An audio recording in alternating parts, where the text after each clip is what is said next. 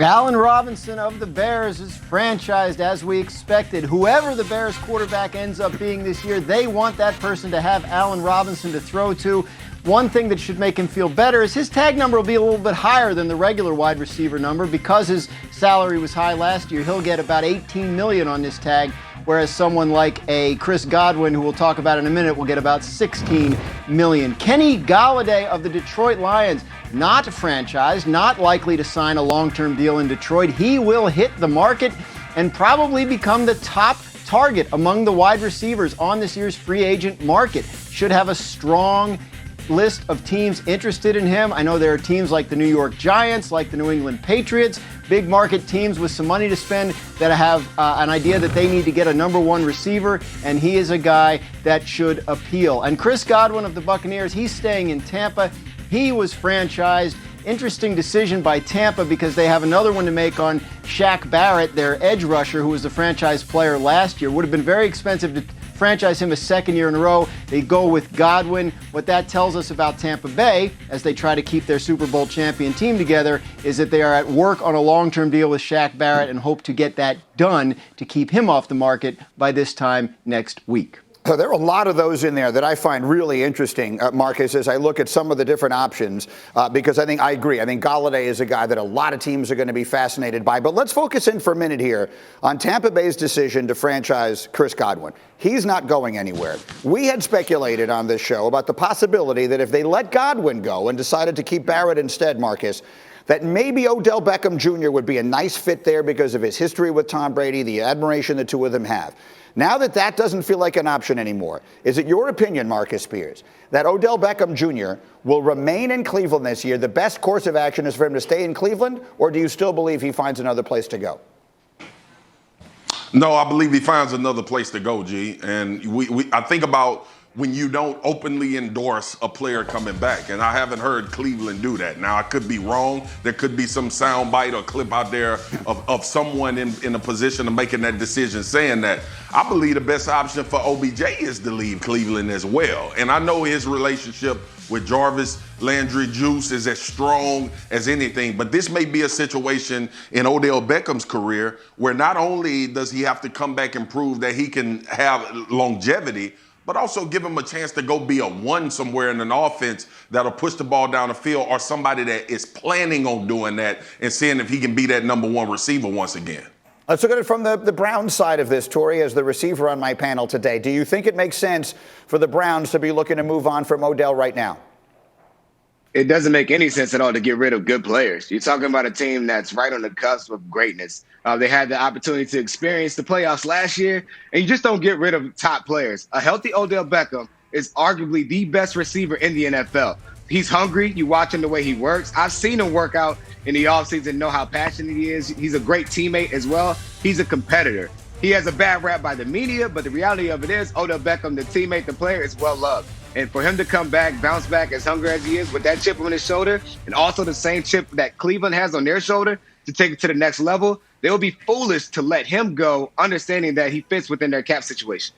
All right, let's see what they wind up doing there. A lot of different receiver stuff that we will get into. But then let's circle it back to the quarterbacks, because as we check our attention to Baltimore, Ravens general manager Eric DeCosta said yesterday the team could strike a long-term contract extension with quarterback Lamar Jackson this offseason, that he will speak to the MVP of a couple of years ago within the next 10 days. Here was what DeCosta said. If you go to the Bentley dealership or the Range Rover dealership, you know what the cars are going to cost. You're not going to get much of a discount. And I think he's very appreciative of the organization and our stance and different things. And we're confident and committed to trying to get a long-term deal done. And hopefully we can get that done at some point, in the near future. It may take a little time, but we're willing to try. Okay, so that's an interesting thought. Dan Graziano, is the cost of a Bentley in the National Football League, as of this week, $40 million a year? It could be. I've personally never been to a Bentley dealership, so I know that makes me different from a lot of our other panelists here today. But look, Lamar Jackson should be commanding top dollar at quarterback because he's an MVP. If I'm his agent, and I actually don't think he has one, but if I were his agent, I would be saying, look, I've got one more MVP trophy than Dak Prescott has. He's got 40, so let's talk 40. I don't know if that gets you there, but it's not unreasonable to start there in a conversation. Now, what's interesting about Lamar Jackson, Greeny, and I know how much Marcus Spears enjoys talking about the finances and the salary cap, Lamar Jackson was the 32nd pick in the draft. So same year and same round as Baker Mayfield, who was the 1 pick, but vastly different financial circumstances. Lamar Jackson's made about 1/4 as much money so far in the league as Baker Mayfield has. This year, Baker's going to make about $5 million. Lamar's going to make about $1.8 million, and not all of his salary is even guaranteed. That's the difference between the 1 pick and the 32 pick. So the Ravens might find Lamar Jackson in a little bit of a dealing mood because he has more money yet to make than somebody who was picked first or second or third in that same draft. That may be where Baltimore can find its discount if they can. Marcus Spears, if you are making that decision, are you buying that Bentley right now, this offseason? Absolutely, 100%. And this is the Ravens' MO, and Torrey can speak to it better than I can. He was there longer. But the Ravens take care of their players, especially guys that they draft and they perform well.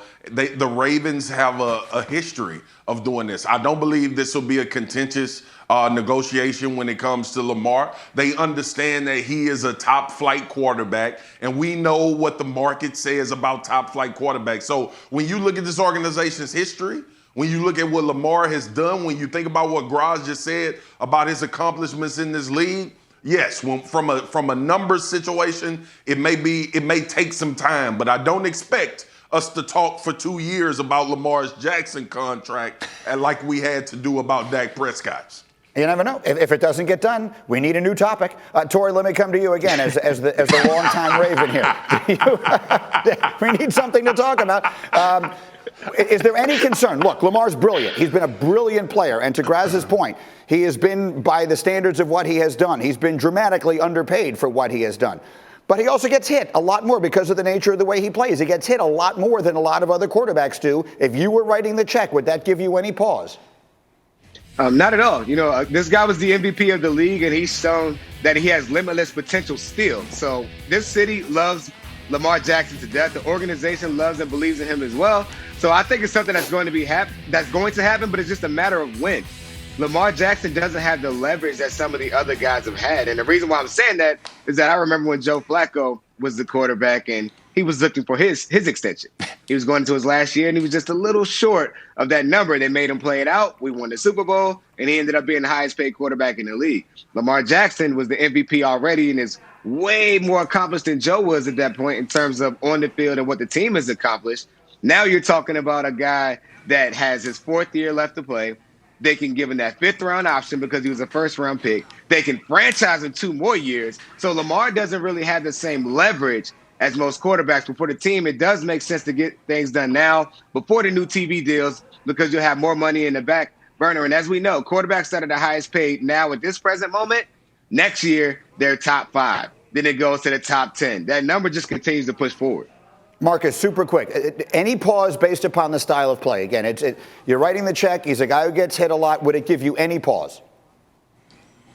Not at all, G. Not at all. I heard people talk about Dak Prescott getting hit too much when he was in his negotiation contract. Look, they are not a good offense without Lamar Jackson. That's what it boils down to. I still say, and I will hold it forever, your tape is your resume, and your tape is your deposits that you making into the bank. Lamar has made a lot of really big deposits in Baltimore.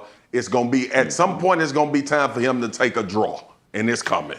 Well, this is that group, right? This is that draft class, Graziano, quickly here. This is the draft class of Baker Mayfield, Sam Darnold, who's not in this same conversation right now, but particularly Josh Allen and Lamar Jackson. Should we expect to see both of those guys, before we get to training camp next year, potentially sign new huge extensions? Yeah, I think it's likely. Look, I mean, look at this offseason. 2 years ago, Carson Wentz and Jared Goff signed extensions, and they're traded by now. 2 years ago, Dak Prescott did not sign an extension, and obviously the Cowboys paid for that. So you can make either argument, but I think ultimately these teams that have these quarterbacks don't want to lose them, and it's more likely than not that those 3 guys get extended this offseason. All right, well done. We have so much more football to come, and a very special guest to talk football with us as we continue. But right now,